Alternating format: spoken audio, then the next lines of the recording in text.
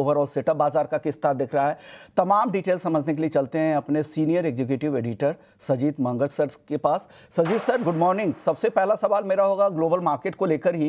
Global market में हमने कल देखा डाउ जोन्स खुलते ही 700 पॉइंट से ज़्यादा ऊपर था और 1 घंटे के अंदर पूरी तेजी खत्म हो गई और लाल निशान में आ गया। क्या हो रहा है सर ग्लोबल मार्केट में, किस तरह के संकेत दिख रहे हैं? आज एशियाई बाजार भी काफ़ी कमज़ोर है, क्या कुछ क्यूज लेने चाहिए वहां से घरेलू बाजार को? देखिए, हमने कल भी बताया था कि जो एआई की जो रैली है जो एनवीडिया के रिजल्ट्स के बाद आई, वो शायद थोड़ी सी धीमी हो जाएगी, क्योंकि एआई लेड टेक स्टॉक्स की वैल्यूएशन जो है अभी भी हाई है। और वही एक कारण था कि जब आज या थर्सडे को जब यूएस बाज़ार खुले तो बाज़ार ऊपर तो उठे थे, पर बाद में टेक वैल्यूएशन के चलते सारे स्टॉक्स और S&P 500 सब नीचे गिरे। S&P 500 1.5% नीचे गिरा और नैस्डैक जो था 2% नीचे गिरा। इसके साथ साथ जो सितंबर का डेटा आया था वो थोड़ा सा मिक्स था। एम्प्लॉयमेंट नंबर्स तो बढ़े, जो एस्टिमेट थे सितंबर में उससे ज़्यादा बढ़ रहे, बट वो सीजनल फैक्टर्स की वजह से बढ़े। बट अनएम्प्लॉयमेंट रेट जो है वो भी बढ़ा, जो जो 4.4% हो गया। तो ये अभी एक मिक्स सिग्नल है फेड के लिए, क्योंकि अक्टूबर का जो नंबर है वो अभी आएगा नहीं। अक्टूबर का नंबर जो है नवंबर के डेटा के साथ आएगा, और नवंबर का जो डेटा है वो फेड मीटिंग के बाद आने की उम्मीद है। तो फेड जो है अभी एक तरह से कहे तो आँख में पट्टी बांधी हुई है और वो गाड़ी चला रहा है और उसको पता नहीं है कहाँ जाना है, रेट कट करना है या रेट रखना है। और यही स्ट्रीट के साथ भी यही हो रहा है। मॉर्गन स्टैनली अब ये बिलीव करता है कि शायद दिसंबर में रेट कट नहीं होगा, तो 2025 का रेट कट ख़त्म हो चुका है। जबकि सिटी जो है अभी भी ये विश्वास रखता है कि दिसंबर में होगा, जनवरी में होगा, फरवरी में होगा, ये दोनों में रेट कट होगा।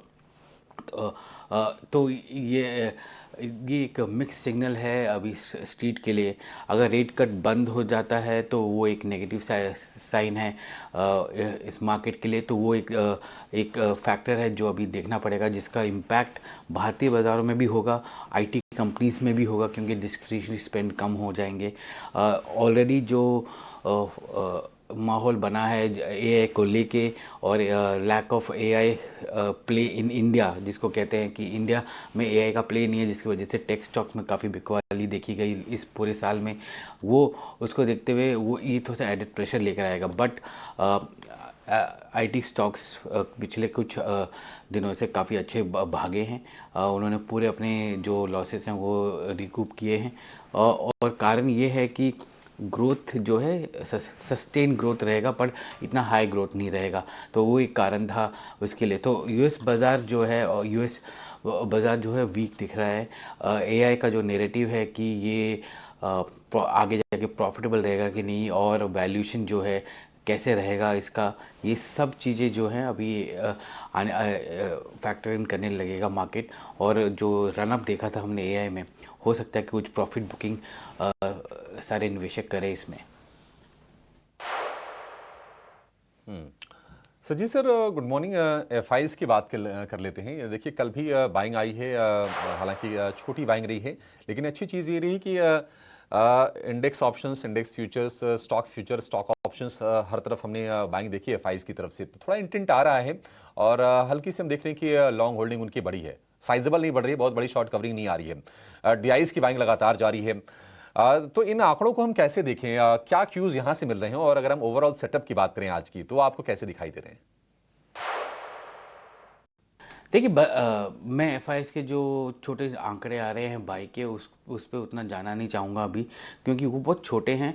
और जो बाइंग जो आ रही है एफआईएस की, वो आ रही है प्राइमरी मार्केट या न्यू इशेंसेस में आ रही है, या ब्लॉक डील्स के थ्रू वो खरीद रहे हैं। क्योंकि वो जितने भी न्यू इशेंसेस है वो फेयरली प्राइस लेवल पे आ रहे हैं। ब्लॉक डील जो हैं 4 से 5% मार्केट से डिस्काउंट में आ रहे हैं। तो एफआईएस की जो इंटरेस्ट है उसमें, इसलिए वहाँ पर ख़रीदारी आपको देखने को मिल रही है, और उसका इम्पैक्ट जो है नॉर्मल मार्केट प्राइसिंग में नहीं हो रहा है, वो भी एक कारण है। दूसरा जो मैं ये कहना चाहूँगा कि एक तो काफ़ी टेक्निकल फैक्टर्स अभी एट प्ले हो रहे हैं यहाँ पर।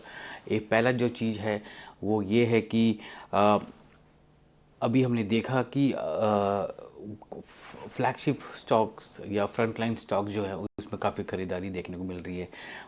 पिछले कुछ दिनों से आईटी स्टॉक्स में देखने को मिल रही थी।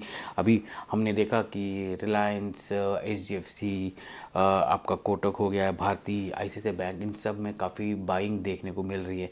और वो एक कारण था कल जो मार्केट ऊपर गया। हमने मार्केट ऑल टाइम हाई तो नहीं हिट किया, पर 26,000 के ऊपर गया, 26,200 के ऊपर गया, फिर वो नीचे बंद हुआ। तो वो एक सिग्नल है कि मार्केट का एक बेस बनता जा रहा है। 25,900 से 26,000 के बीच का एक बेस है जो मार्केट बन रहा है। और एफआईज जो हैं उतनी एक्टिव नहीं है, वॉल्यूम वाइज उतने एक्टिव नहीं है सेकेंडरी मार्केट में, पर डीआई जो हैं वो खरीद रहे हैं जब भी कोई अपॉर्चुनिटी मिल रही है उनको। तो डीआई का नंबर भी अगर हम देखें तो 800 करोड़ का नेट बाय था, और एफआईज का जो था लगभग 280 करोड़ का नेट बाय था। तो ये दो फैक्टर्स जो हैं थोड़े से सपोर्ट करते हैं, बट मार्केट को मोमेंटम देंगे वो बोलना मुश्किल है, क्योंकि आज के डेट में एशियाई बाज़ार भी नीचे खुले हैं और यूएस मार्केट भी नेगेटिव रहे हैं। और इस हफ्ते हो सकता है कि काफ़ी इम्पैक्ट हो। एक ग्लोबल फैक्टर जो सबको देखना चाहिए वो है जापान कैसे कर रहा है। जापान में आज जापान की गवर्नमेंट जो है स्टिमुलस अनाउंस करने वाली है $110 बिलियन का। हमने देखा कि पिछले 10 दिनों में जापान के जो 30 ईयर बॉन्ड जो है उसका यील्ड 3.7 तक चला गया है। वो एक इम्पॉर्टेंट फैक्टर है सबके लिए, क्योंकि जापान से येन कैरी ट्रेड होता है। और येन कैरी ट्रेड क्या होता है कि आपको वहाँ पर नियर 0% पे आपको पैसा उठाने को मिलता है। वो पैसा आप बाकी मार्केटों में इन्वेस्ट करते हैं। जैसे ही वहाँ पर यील्ड बढ़ते हैं या रेट्स बढ़ते हैं वहाँ पर, तो रिटर्न्स वहाँ पर बढ़ने लगते हैं। तो ये जो कॉस्ट ऑफ बोरोइंग है और या जो सर्विसिंग ऑफ डेट जिसको कहते हैं वो बढ़ती है। तो निवेशक क्या करते हैं कि जहाँ पर उन्होंने इन्वेस्ट किया है वहाँ से वो बेचना शुरू करते हैं और पैसा वापस रिपैट्रिएट करते हैं जापान में। तो वो अगर शुरू हो जाता है बिकॉज यील्ड ऊपर जा रही हैं, तो एक सेल ऑफ का राउंड आ सकता है मार्केट के लिए, स्पेशली इमर्जिंग मार्केट्स में, क्योंकि वहाँ से सबसे पहले पैसा निकलता है, फिर डेवलप मार्केट का पैसा निकलता है। तो वो उस पर एक नज़र रखिएगा। येन जो है अभी भी 157 के आसपास है, जो जापानीज सेंट्रल बैंक के कंफर्ट लेवल के ऊपर है। तो ये भी अब अटकलें की जा रही है कि सेंट्रल बैंक इंटरवेंशन होगा फॉरेक्स मार्केट में, वो भी है। तो ये जापानीज जो स्टिमुलस है उसके रिपल्स जो हैं काफ़ी जगह पे मिलेंगे, क्योंकि लगभग $3 ट्रिलियन के आसपास का अमाउंट जापान से निकल के बाकी मार्केटों में निवेश हुआ है। और वो एक इम्पैक्ट आ सकता है आगे जाके। तो निवेशकों को कॉशियस रहना पड़ेगा इस आउटफ्लो को देखते हुए कि अगर येन कैरी ट्रेड रिवर्सल होता है तो उसका इम्पैक्ट बहुत आने वाला है। आपने और जिस तरह के करेंसी मैनिपुलेशन भी जापान में चल रहे हैं, वहाँ पर एक थीम भी चलती है कि रेज लोकल इन्वेस्ट ग्लोबल, और उस थीम पर वो काम भी करते हैं। सर, अब वापस से घरेलू बाजार में, जैसा आप निफ्टी के बारे में कह रहे थे, 26,200 का आंकड़ा करीब 14 महीने के बाद हमने देखा उसके ऊपर गया। हालांकि आखिरी आधे घंटे में थोड़ा कूल ऑफ जरूर दिखा, लेकिन टेक्निकल पुल बैक नहीं कह सकते हैं, अभी भी रास्ता खुला हुआ है रिकॉर्ड का। क्या लग रहा है जो एफएनओ में ट्रेड करते हैं उनके लिए किस तरह की रणनीति रखनी चाहिए निफ्टी में और बैंक निफ्टी में आज के लिए? देखिए, कल हमने देखा कि निफ्टी जो था 26,200 पे जाके नीचे आया। हमने कुछ शॉर्ट कवरिंग भी देखी, और अगर हम अब निफ्टी फ्यूचर्स का देखेंगे तो हम अब देख रहे हैं कि ट्यूसडे को तो निफ्टी का एक्सपायरी है, मंथली एक्सपायरी है, तो वहाँ पर एक्टिविटी शुरू हो गई है रोल ओवर की।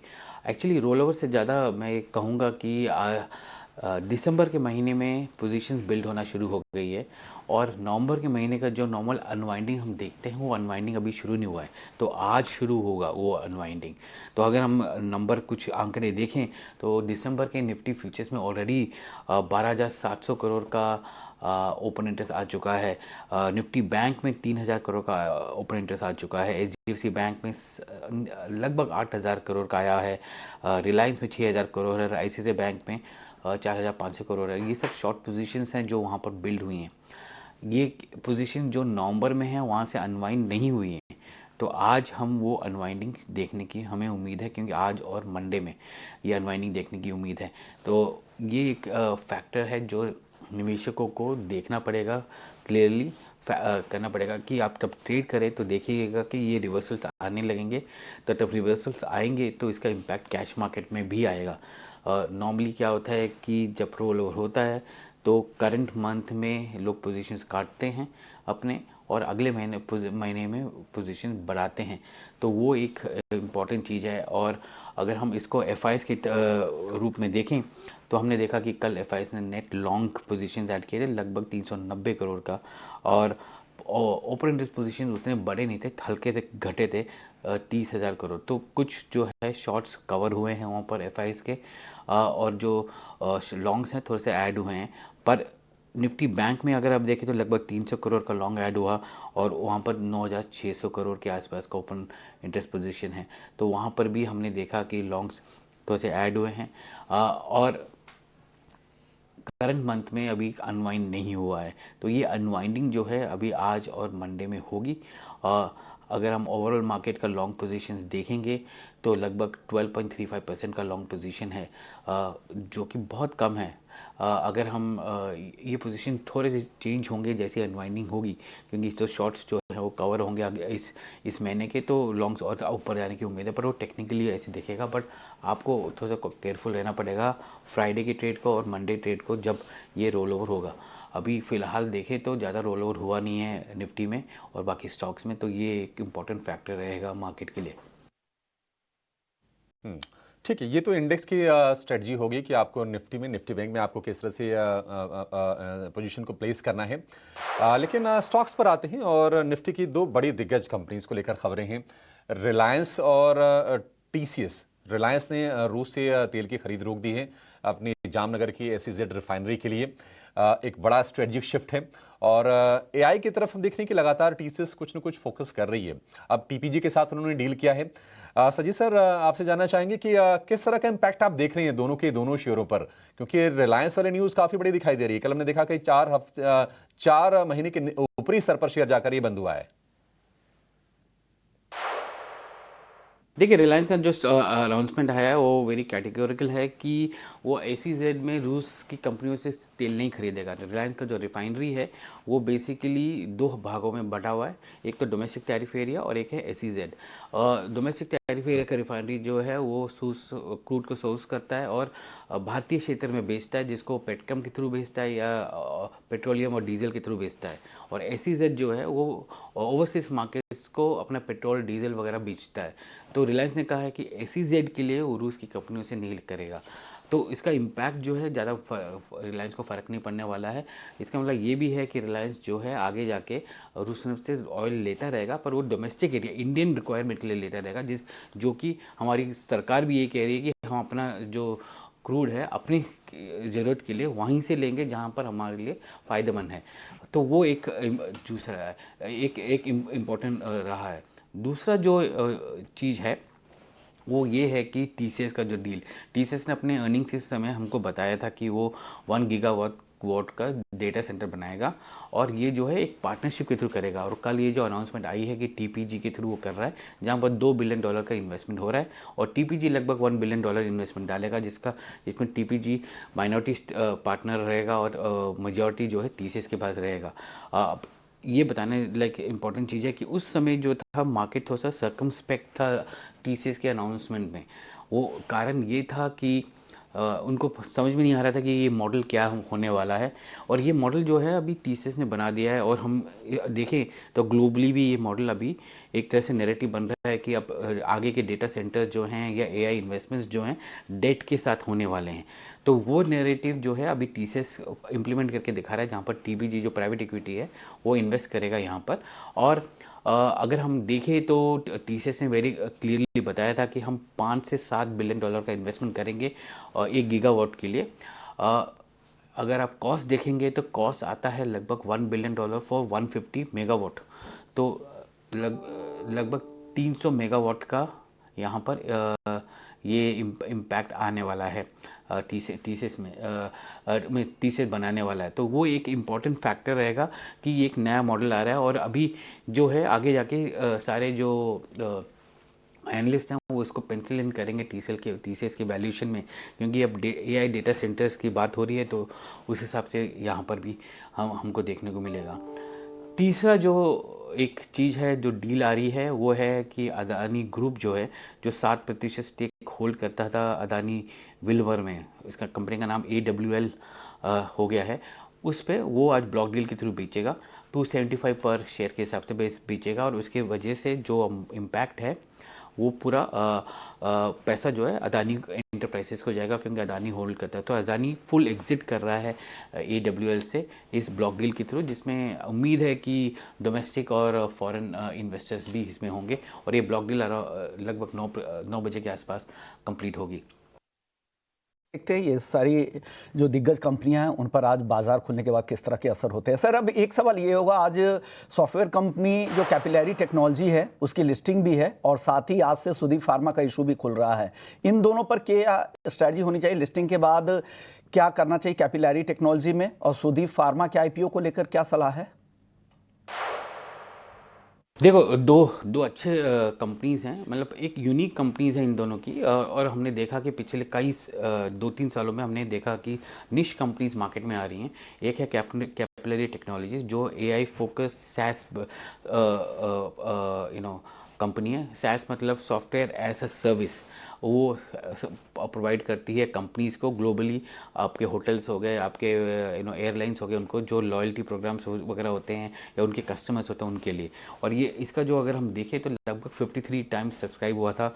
इशू प्राइस जो था इसका 577 पर शेयर था। अगर हम ग्रे मार्केट के आसपास देखें तो लगभग 50 से 60 रुपये का इसका प्रीमियम चल रहा है। तो 577 के आसपास, मतलब 620-630 के आसपास इसका वो लिस्टिंग होने की उम्मीद है, अगर मार्केट सही रहा तो वो एक चीज़ है जिसको आप देखिएगा। मैं बाय सेल नहीं बता सकता इसमें, पर अगर ये आपको लगता है कि इसके फंडामेंटल्स अच्छे हैं तो आपको रिटेन करना चाहिए। अगर नहीं तो जो हम देख रहे हैं सारे निवेशक वो कर ही रहे हैं। तीसरा जो है आपका दूसरा जो है सुदीप फार्मा, वो एक यूनिक फार्मा कंपनी है और वो एक्सीपिएंट बनाता है, मतलब बाइंडर्स जो होते हैं ड्रग्स वगैरह में, जो आप दवाइयाँ लेते हैं उसमें बाइंडर्स वगैरह होते हैं या कलर होते हैं, वो बनाता है फार्मा कंपनी इसके लिए। और इसका ये लगभग 895 करोड़ का इशू है जो आज खुल रहा है 563 to 593 पर शेयर के दाम से खुल रहा है। तो वो एक चीज़ है जो आपको देखना चाहिए। तो ये 2 IPO हैं जिसमें आपको निवेश के बारे में आपको अपने एडवाइज़र से पूछना चाहिए कि करना चाहिए कि नहीं करना चाहिए, और इस हिसाब से आप इन्वेस्ट करें इसमें। ओके, ये सलाह है। आप अपने फाइनेंशियल एडवाइजर से भी राय ज़रूर लें कि आपको करना चाहिए या नहीं करना चाहिए। हम एक एजुकेशन के तौर पे आपको गाइड करते हैं और जागरूक करते हैं। शुक्रिया सर, आपने वक्त दिया और हमारे दर्शकों को गाइड किया। चलिए वापस से, अगर आज